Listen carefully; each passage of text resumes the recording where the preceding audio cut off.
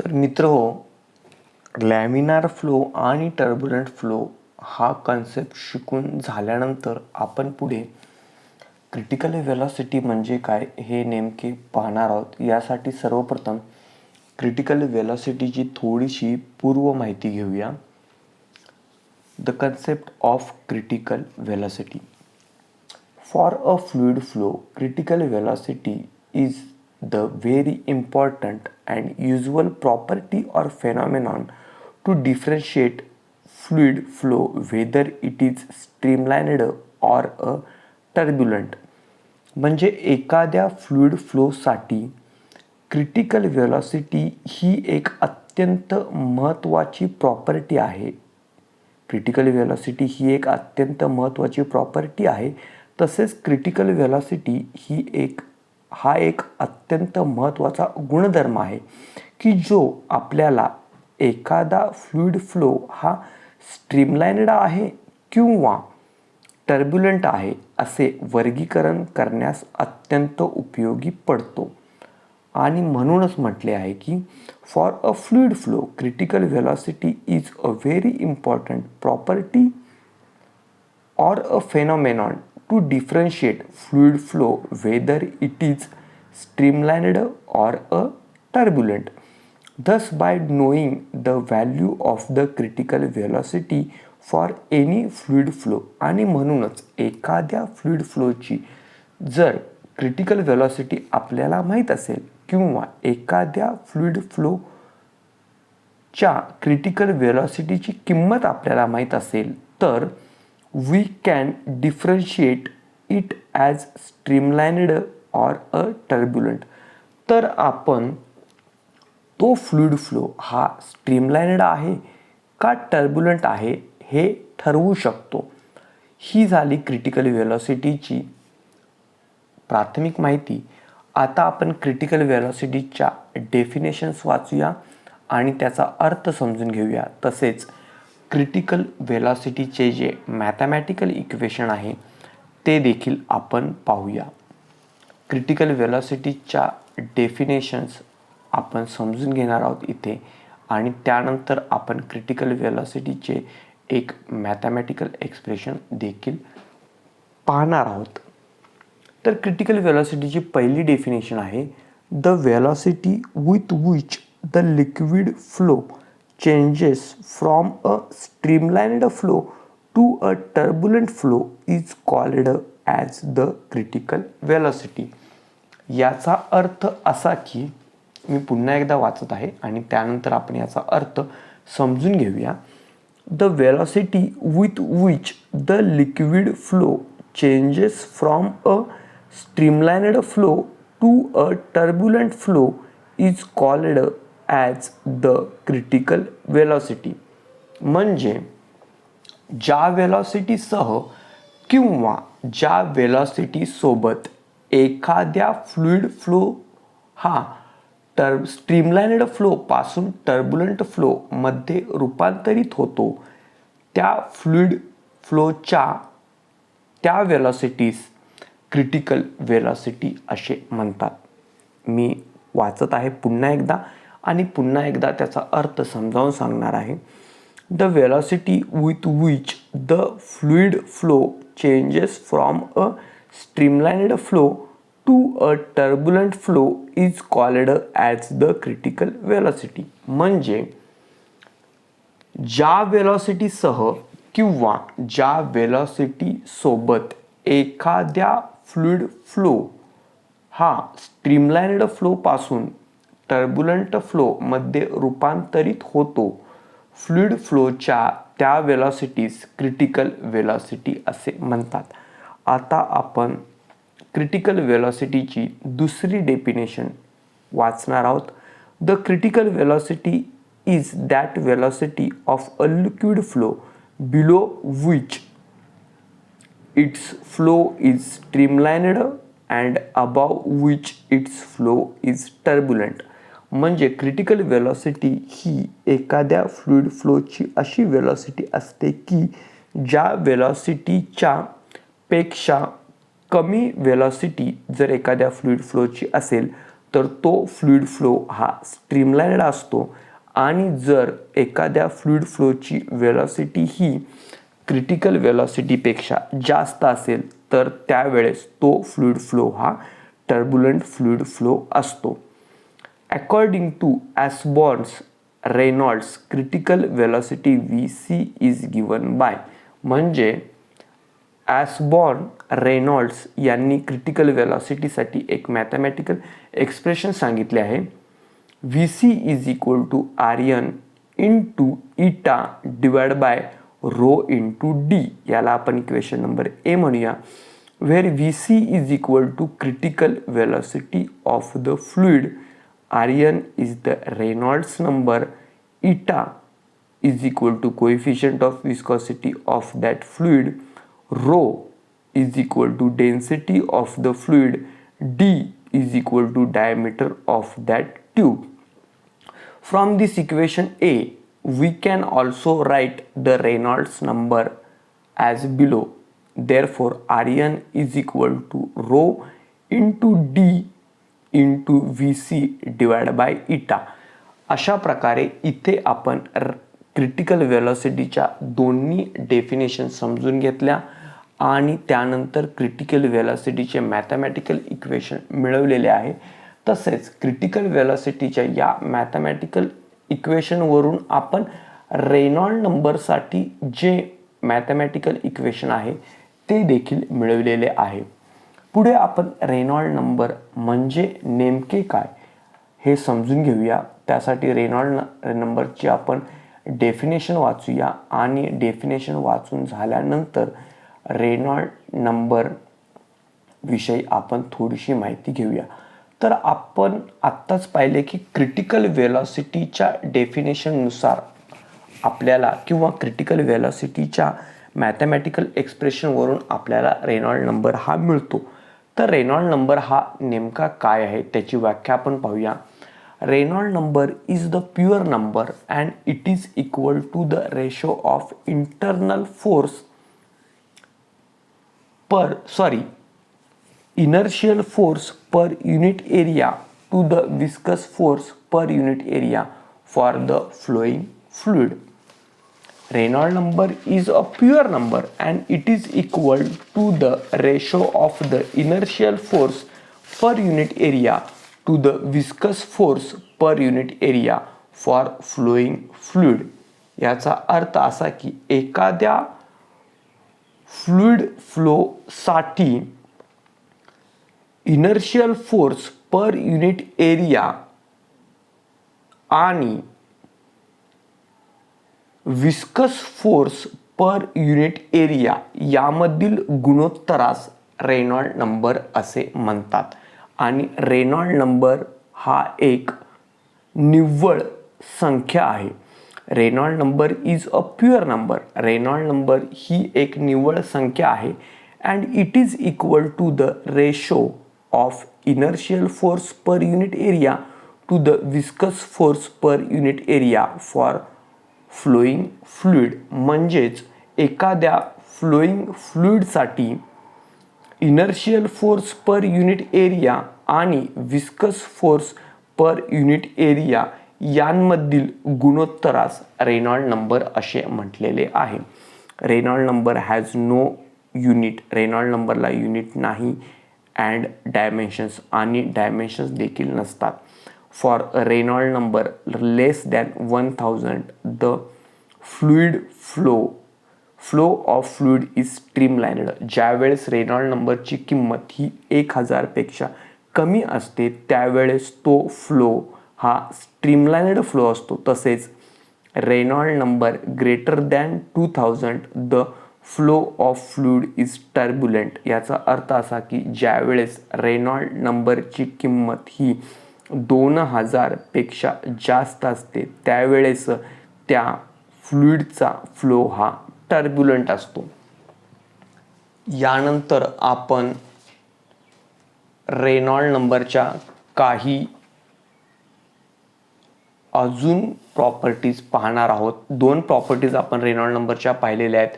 त्यानंतर आपण रेनॉल्ड नंबरची अजून एक प्रॉपर्टी पाहणार आहोत आणि त्यानंतर आपण विस्कॉसिटी म्हणजे काय हे समजून घेणार आहोत. तर रेनॉल्ड नंबरची एक प्रॉपर्टी अशी आहे की for a Reynold number is between 1000 and 2000 the flow of the fluid becomes unsteady.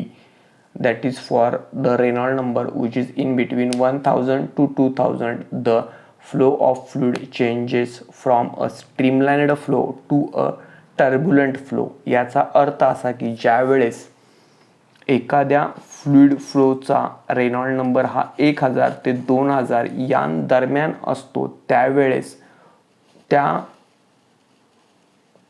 Fluid flow चे स्वरूप बदलत जाते. तो फ्लुइड फ्लो हा अनस्टेडी होत जातो आणि याच वेळेस एक अशी परिस्थिती निर्माण होते की त्यावेळेस तो फ्लुइड फ्लो हा स्ट्रीमलाइन्ड टू टर्ब्युलंट असे रूपांतरित होणार असतो किंवा त्यामध्ये तो बदल घडणार असतो किंवा जेव्हा एखाद्या फ्लुइड फ्लोचा रेनॉल्ड नंबर हा 1000 ते 2000 या दरम्यान असतो. मी पुन्हा समजावून सांगत आहे.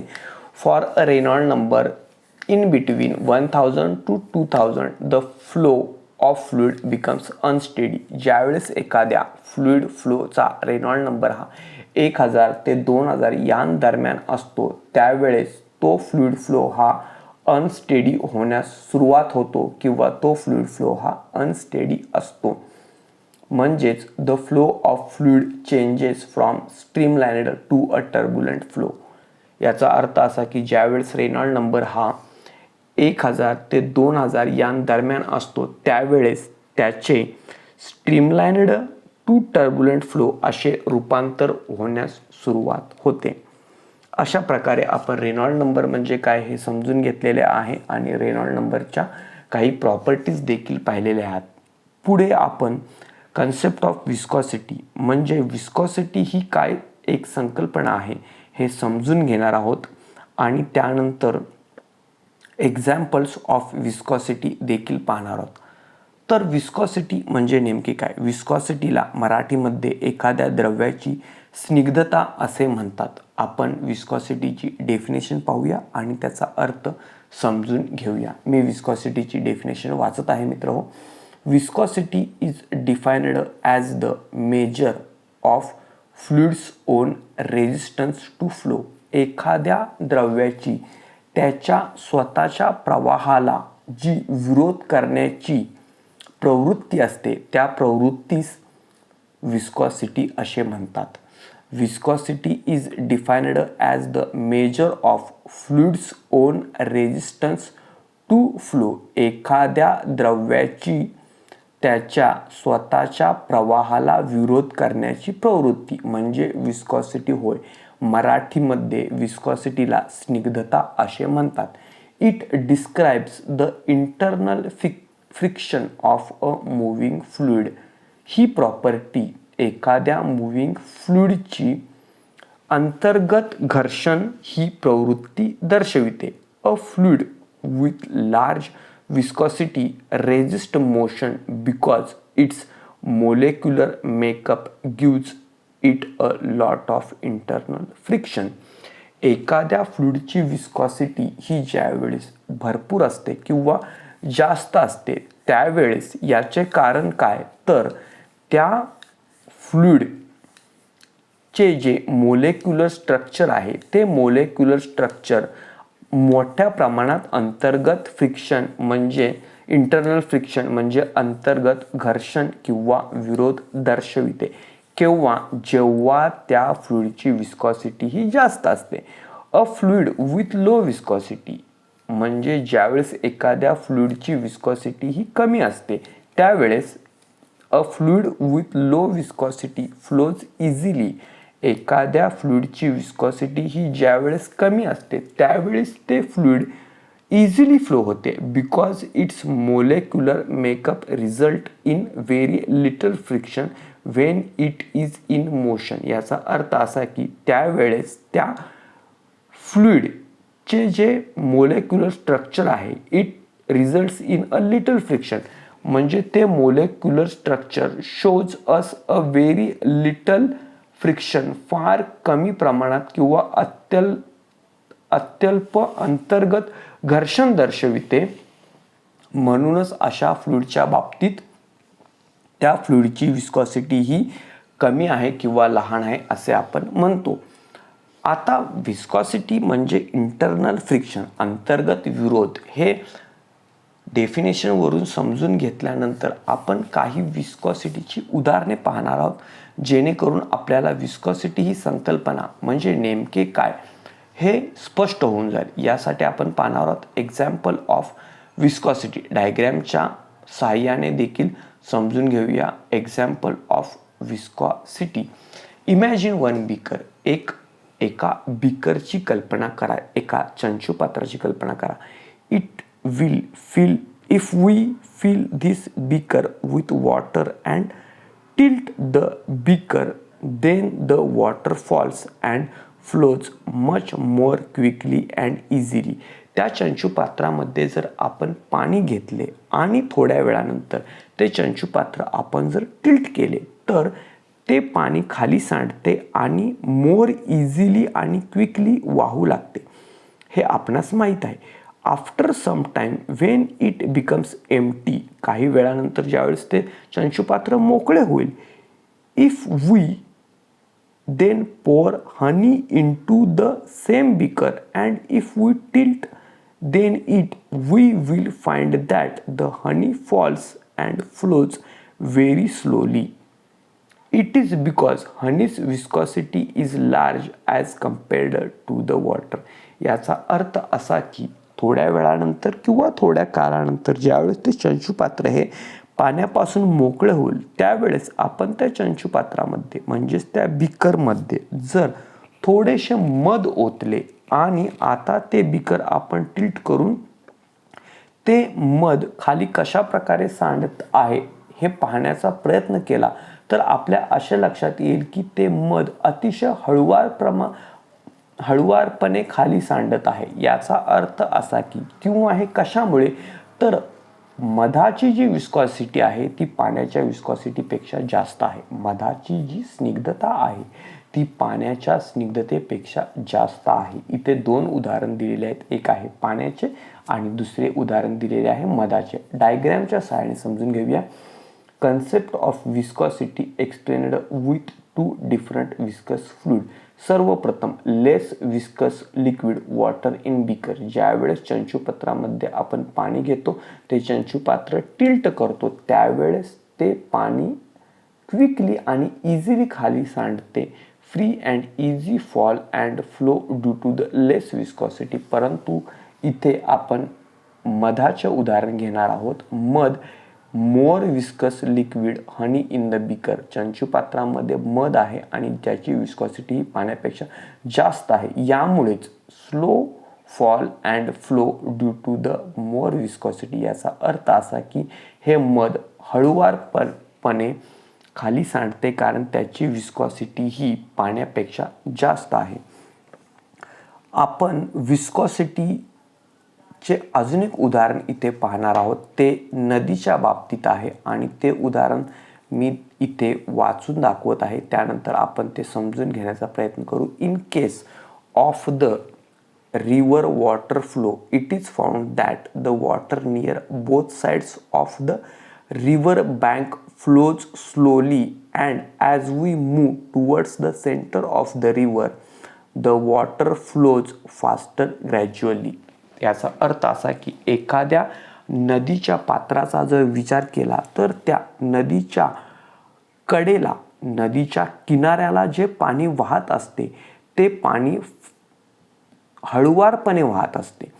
The water near both sides of the river bank flows slowly. नदीच्या किनाऱ्याजवळील पाणी हे स्लोली वाहत असते. And as we move towards the centre of the river. नदीच्या पात्राच्या मध्याकडे आपण जर जाण्याचा प्रयत्न केला तर आपल्या असे लक्षात येते की the water flows faster gradually. नदीच्या पात्राच्या मध्ये सेंटरमध्ये जे पाणी वाहते ते वेगाने वाहत असते. At the centre it is found that the flow is very fastest. From this observation, it is clear that there is some opposing force between the two adjacent layers of the fluid which affect their relative motion. नदीच्या पात्रामध्ये जे नदीच्या किनारी पाणी वाहत असते ते हळुवारपणे वाहत असते, तसेच नदीच्या मध्य भागामध्ये जे पाणी वाहत असते ते वेगाने वाहत असते. या उदाहरणावरून आपल्या असे लक्षात येते की ज्यावेळेस नदीच्या पात्रामध्ये पाणी हे वाहत असते त्यावेळेस between two adjacent layers of the fluid which affect their relative motion. या उदाहरणावरून आपल्या असे लक्षात येते की वाहणाऱ्या पाण्याच्या किंवा वाहणाऱ्या एखाद्या लिक्विडच्या दोन लेयर्समध्ये अंतर्गत विरोध असण्याची शक्यता असते. या उदाहरणांवरूनच आपल्याला दोन लेयर्सच्या मध्ये विस्कॉसिटी अस्तित्वात असते हे लक्षात येते. आणि अशा प्रकारे या दोन उदाहरणांच्या माध्यमातून आपण विस्कॉसिटी ही संकल्पना जी आहे ती समजून घेतलेली आहे. आता नदीच्या पात्रामध्ये किनाऱ्याजवळील जे पाणी आहे ते स्लोली वाहत असते आणि नदीच्या पात्रामध्ये जे सेंटर भागी जे पाणी आहे ते फास्ट वेगाने वाहत असते. हे आपण डायग्रॅमच्या साहाय्याने समजून घेण्याचा प्रयत्न करूया. त्यासाठी मी हे पेज टर्न आउट करीत आहे. इथे आकृतीमध्ये दाखवलेले आहे की high speed and low speed of the viscous flow of the river हे नदीचे एक पात्र आहे आणि या नदीच्या पात्रामध्ये जो सेंटर आहे हे नदीच्या पात्राचे सेंटर आहे. इथील पाणी हे वेगाने वाहते म्हणूनच high speed water at centre आणि नदीच्या किनाऱ्याजवळील जे पाणी असते ते हळुवारपणे वाहत असते म्हणून low speed of the water at the bank. अशा पद्धतीने आपण विस्कॉसिटीचे हे एक उदाहरण देखील समजून घेण्याचा प्रयत्न केलेला आहे. पुढे आपण theory of viscosity for viscous flow and non viscous flow समजून घेणार आहोत. धन्यवाद.